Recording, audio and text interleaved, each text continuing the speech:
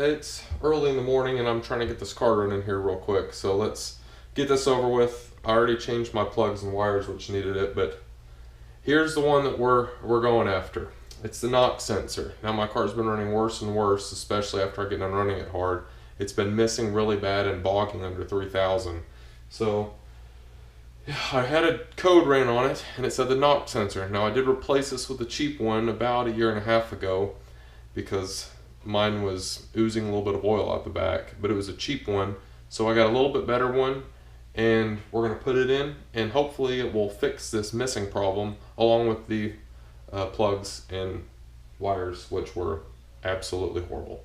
So let's get to it. Okay, obviously this is the back of the engine bay and this is the front, and we're on the passenger side of the vehicle. So the knock sensor, if we can see it, is right there. Let me try to reach around here and not get burnt by my light. It's this one right here. This is the knock sensor. So it's actually not in too bad of a place to get to. You can kind of get a wrench on it from the top, but I'm going to get it from the bottom. And this one should just go right back in its place. Obviously remove the protective little rubber condom right before you put it in. And I might put a little bit of never sees around the base of this. You don't want to overdo it and get any on the sensor, but this should be pretty quick to do. And like I said, I've already raised the car up in the air, so let me crawl under there and swap it out real quick. Okay, as it turns out, for me, it was much easier to get reaching under the intake manifold to get it. If you are going to be servicing your car, changing your oil, this would be the best to do then, because the oil filter blocks you from getting any kind of decent purchase with any kind of wrench on the sensor.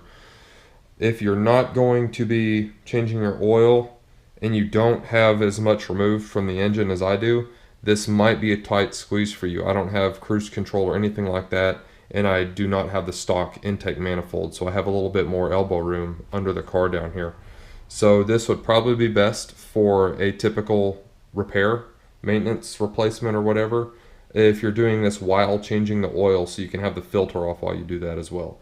So I've already got it loose, and the only wire is right here, and you want to be careful with your old wires, and there's just a little clip to remove the wires off the sensor and pull it out and replace it with the new one. I put it in there nice and snug.